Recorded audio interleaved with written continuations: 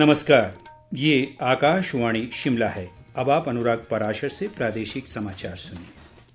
आज के मुख्य समाचार। भाजपा के राष्ट्रीय अध्यक्ष जगत प्रकाश नड्डा ने धर्मशाला में पार्टी के पदाधिकारियों के साथ की बैठक। आगामी लोकसभा चुनाव 2024 को लेकर किया मंथन। कांगड़ा जिला के डगवार में होगी आधुनिक दुग्ध प्रसंस्करण संयंत्र की स्थापना। राज्य सरकार व राष्ट्रीय डेयरी विकास बोर्ड ने समझौता ज्ञापन पर किए हस्ताक्षर। आज विश्व कैंसर दिवस है। दिवस का उद्देश्य शिक्षा और जागरूकता बढ़ाकर प्रत्येक वर्ष करोड़ों लोगों को मौत से बचाना और प्रदेश के ऊंचाई वाले क्षेत्रों में बर्फबारी व निचले क्षेत्रों में बारिश से जनजीवन अस्त व्यस्त, पूरा प्रदेश शीतलहर की चपेट में। अब समाचार विस्तार से। भाजपा के राष्ट्रीय अध्यक्ष जगत प्रकाश नड्डा ने अपने 2 दिवसीय कांगड़ा संसदीय क्षेत्र के दौरे के दूसरे दिन आज धर्मशाला में भाजपा की प्रदेश स्तरीय संगठनात्मक बैठक में भाग लिया और आगामी लोकसभा चुनाव 2024 के मद्देनजर विभिन्न व्यवस्थाओं को लेकर उनका मार्गदर्शन किया। इस अवसर पर प्रदेश भाजपा अध्यक्ष राजीव बिंदल, केंद्रीय सूचना व प्रसारण मंत्री अनुराग सिंह ठाकुर, नेता प्रतिपक्ष जयराम ठाकुर, राष्ट्रीय उपाध्यक्ष सौदान सिंह और प्रदेश भाजपा प्रभारी अविनाश राय खन्ना सहित अन्य पार्टी पदाधिकारी मौजूद रहे। भाजपा प्रदेशाध्यक्ष राजीव बिंदल ने इस अवसर पर कहा कि बैठक में भारतीय जनता पार्टी के महत्वपूर्ण गांव चलो अभियान के तहत किए जा रहे कार्यों की समीक्षा के अलावा बूथ को मजबूत बनाने और प्रधानमंत्री नरेंद्र मोदी के मन की बात कार्यक्रम को और अधिक प्रभावशाली बनाने पर विचार विमर्श किया गया। बिंदल ने कहा कि बैठक में प्रदेश से लेकर मंडल स्तर तक पार्टी से लोगों को जोड़ने का अभियान शुरू करने का निर्णय लिया गया। उन्होंने कहा कि बैठक में आगामी लोकसभा चुनाव में हिमाचल प्रदेश की 4 सीटों पर जीत हासिल करने के लिए संगठन को जरूरी दिशा निर्देश भी जारी किए गए। कांगड़ा जिला के डगवार में अत्याधुनिक स्वचालित दुग्ध प्रसंस्करण संयंत्र की स्थापना के लिए परामर्श सेवाएं प्रदान करने के उद्देश्य से मुख्यमंत्री सुखविंदर सिंह सुक्खू की अध्यक्षता में राष्ट्रीय डेयरी विकास बोर्ड के साथ आज शिमला में एक समझौता ज्ञापन पर हस्ताक्षर किए गए। मुख्यमंत्री ने कहा कि पूर्ण रूप से स्वचालित इस संयंत्र की क्षमता शुरुआत में 1.5 लाख लीटर प्रतिदिन होगी, जिसे 3 लाख लीटर प्रतिदिन तक बढ़ाया जा सकता है। उन्होंने कहा कि इस परियोजना के तहत प्रथम चरण में 225 करोड़ रुपए के निवेश से निर्माण किया जाएगा। उन्होंने कहा कि संयंत्र में दही, मक्खन, घी, पनीर जैसे डेयरी उत्पादों का उत्पादन किया जाएगा। उन्होंने कहा कि ये संयंत्र चंबा, हमीरपुर, कांगड़ा व ऊना जिला के किसानों से सीधे तौर पर दूध खरीदकर ग्रामीण अर्थव्यवस्था को सुदृढ़ करने में महत्वपूर्ण भूमिका निभाएगा। लोक निर्माण व शहरी विकास मंत्री विक्रमादित्य सिंह ने कहा कि प्रदेश में प्रधानमंत्री ग्राम सड़क योजना के तीसरे चरण के तहत 2800 करोड़ रुपए की राशि खर्च की जा रही है। मंडी जिले की सराज विधानसभा की ग्राम पंचायत तांदी के बाखली में आयोजित सरकार गांव के द्वार कार्यक्रम की अध्यक्षता करने के समय उन्होंने ये बात कही। उन्होंने कहा कि इसके अलावा सराज विधानसभा क्षेत्र में लोक निर्माण विभाग के माध्यम से 350 करोड़ रुपए के विकास कार्य किए जा रहे हैं। उन्होंने सराज विधानसभा क्षेत्र के लिए लगभग 12 करोड़ 30 लाख रुपए की राशि से बनने वाले 4 पुलों का उद्घाटन भी किया। प्रदेश कांग्रेस अध्यक्ष प्रतिभा सिंह भी इस अवसर पर मौजूद रहीं। राजस्व, बागवानी व जनजातीय विकास मंत्री जगत सिंह नेगी ने आज नाहन विधानसभा क्षेत्र की नावटी जमटा ग्राम पंचायत में सरकार गांव के द्वार कार्यक्रम की अध्यक्षता की।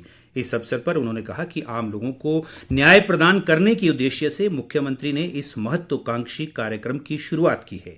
उन्होंने कहा कि प्रदेश की सभी 68 विधानसभा क्षेत्रों में प्रथम चरण में ये कार्यक्रम पूरा होगा और भविष्य में भी ये जारी रहेगा। इस अवसर पर निःशुल्क स्वास्थ्य शिविर का भी आयोजन किया गया, जिसमें 126 लोगों के स्वास्थ्य की जांच की गई। आयुष्मान भारत प्रधानमंत्री जन आरोग्य योजना के कार्यान्वयन को बढ़ावा देने के लिए नई दिल्ली का अखिल भारतीय आयुर्विज्ञान संस्थान एम्स इस वर्ष 31 मार्च तक सभी ब्लॉक और केंद्रों में आयुष्मान सुविधा केंद्र स्थापित करेगा।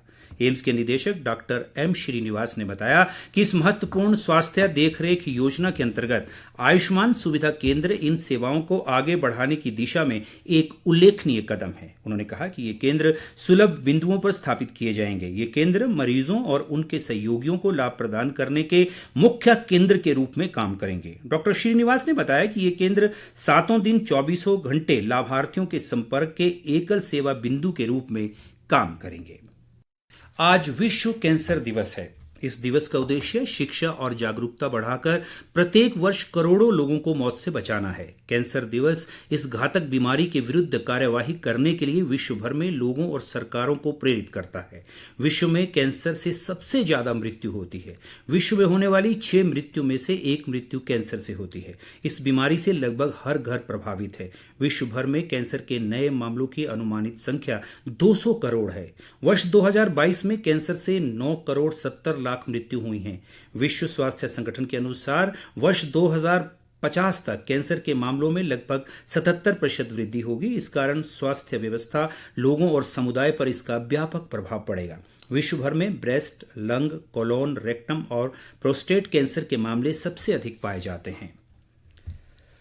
प्रदेश के अधिक ऊंचाई वाले क्षेत्रों में आज भी बर्फबारी का दौर जारी रहा, जबकि राजधानी शिमला सहित राज्य के अन्य निचले इलाकों में बारिश हो रही है। पूरा प्रदेश शीतलहर की चपेट में है। ऊपरी इलाकों में बर्फबारी से ठंड का प्रकोप बढ़ गया है और लोगों को बुनियादी सुविधाओं जैसे सड़क, बिजली व पानी की समस्याओं का सामना करना पड़ रहा है। राज्य में राष्ट्रीय उच्च मार्ग सहित अन्य सैकड़ों संपर्क सड़कों के अवरुद्ध होने का समाचार है।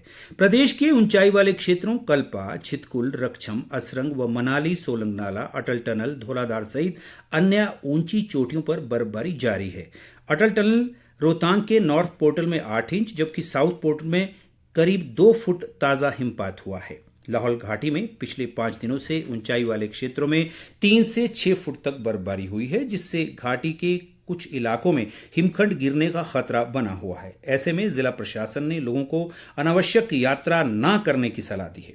बर्फबारी से लाहौल घाटी का संपर्क मनाली से कट गया है। वहीं घाटी में आवश्यक वस्तुओं की आपूर्ति के अलावा बिजली व पेयजल आपूर्ति बाधित होने से लोगों को मुश्किलों का सामना भी करना पड़ रहा है। राष्ट्रीय राजमार्ग 5 निगुल सेरी के पास पत्थर गिरने से अवरुद्ध हो गया है। वहीं बंजार आनी राष्ट्रीय उच्च मार्ग जलोड़ी जोत के पास बंद है। भारी बर्फबारी से चंबा जिले की जनजातीय पांगी घाटी का सड़क संपर्क शेष विश्व से कट गया है। विधायक डॉक्टर जनक राज ने कहा कि घाटी में अधिक बर्फबारी के चलते कई इलाकों में बिजली और पेयजल आपूर्ति बाधित है। उन्होंने सरकार से लोगों को तुरंत राहत पहुंचाने व पांगी के लिए गंभीर व आकस्मिक स्थिति में हेलीकॉप्टर उपलब्ध करवाने की मांग भी की है। इस बीच आवासीय आयुक्त पांगी के आदेशानुसार घाटी में हो रहे हिमपात के चलते राजकीय महाविद्यालय पांगी में शीतकालीन अवकाश को बढ़ाकर 11 फरवरी तक करने का निर्णय लिया गया है। इस बीच मौसम विभाग ने कल तक मौसम के खराब बने रहने की आशंका जताई है। वहीं अगले 24 घंटे के दौरान मध्य पर्वतीय इलाकों में ओलावृष्टि और उच्च पर्वतीय क्षेत्रों में भारी बर्फबारी का ऑरेंज अलर्ट जारी किया गया है।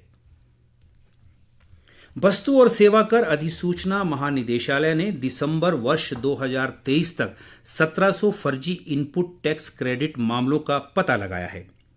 18,000 करोड़ रुपए से जुड़े इस मामले में धोखाधड़ी करने और योजना बनाने के लिए 98 लोगों को गिरफ्तार भी किया गया है। वित्त मंत्रालय ने एक बयान में कहा है कि महानिदेशालय ने उन्नत तकनीकी उपकरणों की सहायता से डेटा विश्लेषण के आधार पर इन मामलों को सुलझाया है, जिससे कर चोरी करने वालों की गिरफ्तारी भी की गई है। मंत्रालय ने बताया कि ये जालसाज व्यक्तियों को अपना निशाना बनाकर नकली फर्मों और कंपनियों के निर्माण के लिए उनके दस्तावेजों का बिना उनकी जानकारी और सहमति के इस्तेमाल करते थे। और अंत में मुख्य समाचार एक बार फिर। भाजपा के राष्ट्रीय अध्यक्ष जगत प्रकाश नड्डा ने धर्मशाला में पार्टी के पदाधिकारियों के साथ की बैठक। आगामी लोकसभा चुनाव 2024 को लेकर किया मंथन। कांगड़ा जिले के डगवार में होगी आधुनिक दुग्ध प्रसंस्करण संयंत्र की स्थापना। राज्य सरकार व राष्ट्रीय डेयरी विकास बोर्ड ने समझौता ज्ञापन पर किया हस्ताक्षर। आज विश्व कैंसर दिवस है। दिवस का उद्देश्य शिक्षा और जागरूकता बढ़ाकर प्रत्येक वर्ष करोड़ों लोगों को मौत से बचाना और प्रदेश के ऊंचाई वाले क्षेत्रों में बर्फबारी व निचले क्षेत्रों में बारिश से जनजीवन अस्त व्यस्त, पूरा प्रदेश शीतलहर की चपेट में। इसी के साथ ये समाचार बुलेटिन समाप्त हुआ। नमस्कार।